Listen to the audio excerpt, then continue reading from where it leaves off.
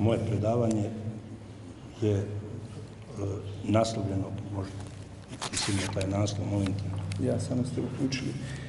Dakle, ljudsko dostojanstvo, je li? O neprovedivosti ljudskog dostojanstva. Nepovredivo pravo svakog čovjeka. Ono je preuzeto iz tradicijskog učenja. Dakle, u tradicijskom vidiku zahtjev za bivanjem čovjekom jeste ispred mogućnosti bivanjem muslimanom. Ja sam to u jednom tekstu pokušao objasniti. Tekst je naišao na različite reakcije. Međutim, danas ću ovom prigodom na samom početku navesti nekoliko citata iz muslimanske intelektualne tradicije, iz Kur'ana i hadisa, kao i nekoliko citata veliki umni ljudi. Prvo je da Bog ne voli nasilnike, drugo, a oni koji su nasilje počinili će sigurno saznati u kakvu će se muku uvaliti. Zatim jedan citat iz Evanđelja: skandal neizbježno mora doći, ali teško onome kroz koje skandal dolazi. Riječi Miroslava Krleže: svaku je obijest kaznila povijest. I jednu mudru izreku: ljudi više vjeruju u velike nego u male laži. I mene se dojmilo predavanje njegove ekscelencije ambasadora. Ja sam iz toga mogao da zaključim da se u svijetu želi ipak pažnja usmjeriti na lažnog neprijatelja, na lažan problem i prema tome doći do nekog lažnog rješenja. No, da se vratim onome što sam želio reći. Čini mi se da je u samom nazivu ovog skupa sadržana duboka poruka koju je odaslao veliki imam Ali sin Ebu Talibov, neka su Božji blagoslovi i mir s njim, kad je kazao: svijet će preživjeti s pravdom i poricanjem Boga.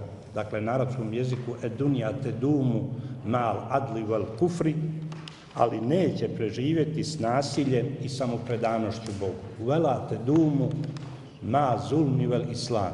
Dakle, oni koji razumiju ove termine kufr i islam i adl, mislim da iz ove duboke poruke imama Alija mogu izvući veliku pouku. Vjerujem da ovaj skup na kojem su se umni ljudi s ovih prostora susreli i otvorili ozbiljan međusobni razgovor, izraz dubokog, izraz i dokaz goleme zajedničke želje za boljitkom, za boljim razumijevanjem i samorazumijevanjem.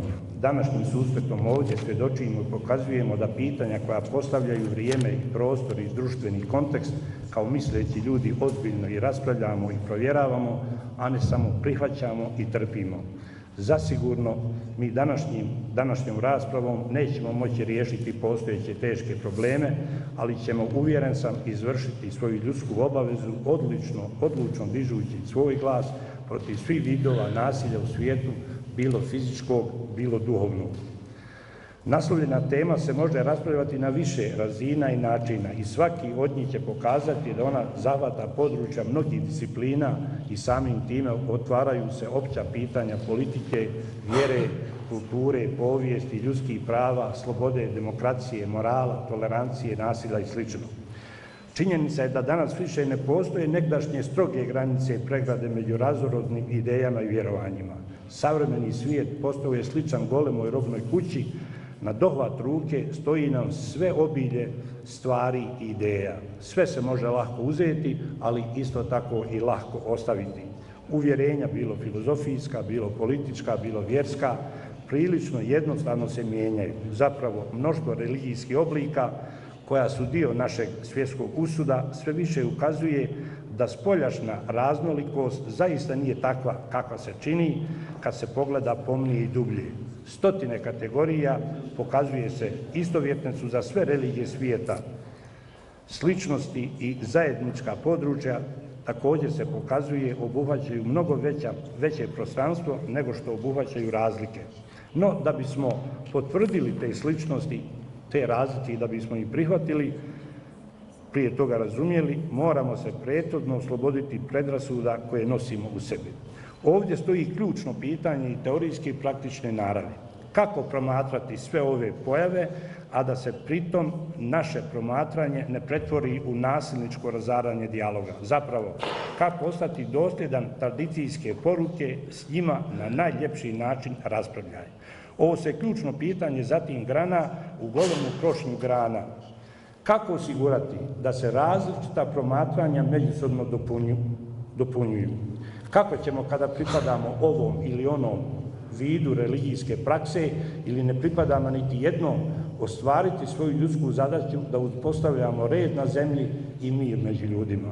Kako ćemo osigurati da mozaičnost svijeta, raznolikost među ljudima i raznovrsnost ideja budu imujstvo njegovo, a ne razlozi isključivostima i nasilju?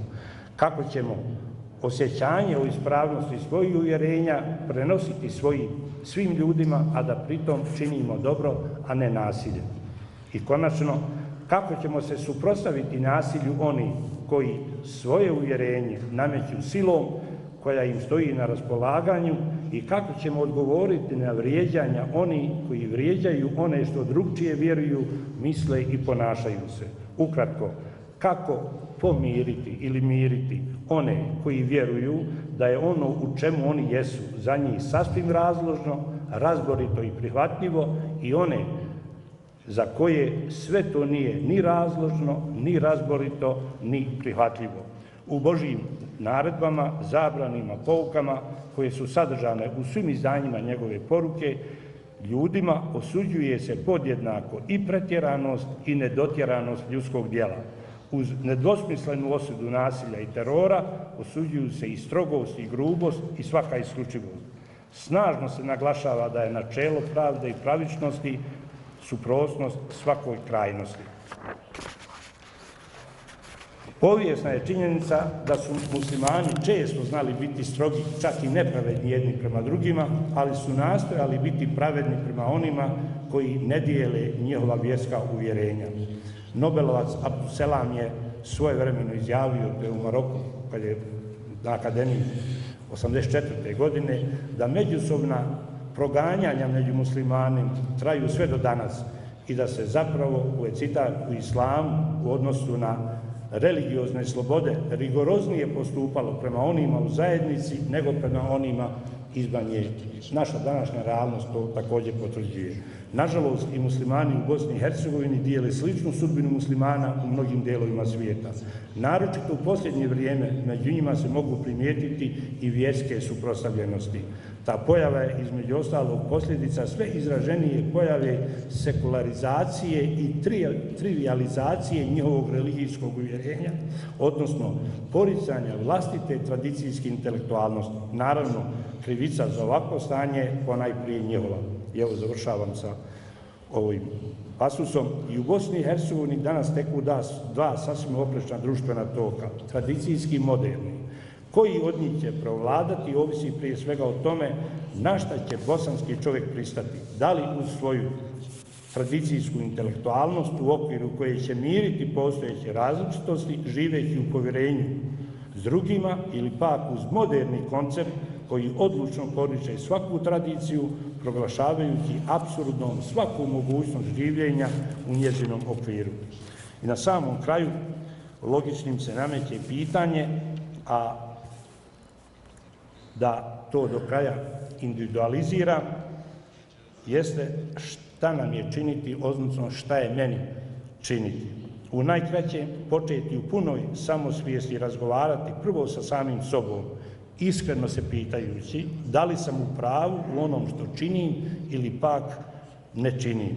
S odlukom, ako sam vjerujući, da ponovo uspostavim sjećanje Boga, jer je to put mog unutarnjeg, dakle, moj unutarnji put, a potom početi razgovarati sa onim koji drugčije misle od mene s punim povjerenjem. Pri tome vas da se dobro čuvati, da ljudsko dostojanstvo ničim ne bude ugroženo. I poruka, možda sa ovog današnjeg skupa, ljudsko dostojanstvo je u tradicijskoj intelektualnosti bit svega. Ono je nepovredivo pravo svakog čovjeka. Sve drugo je samo lažno prikazivanje, čista laž. Svako ko ugrožava to pravo ili krši njegovu nepovredivost, bez obzira ko bio islamist, nacionalist, liberal ili mako drugi, zaslužuje najoštriju osudu. Hvala vam.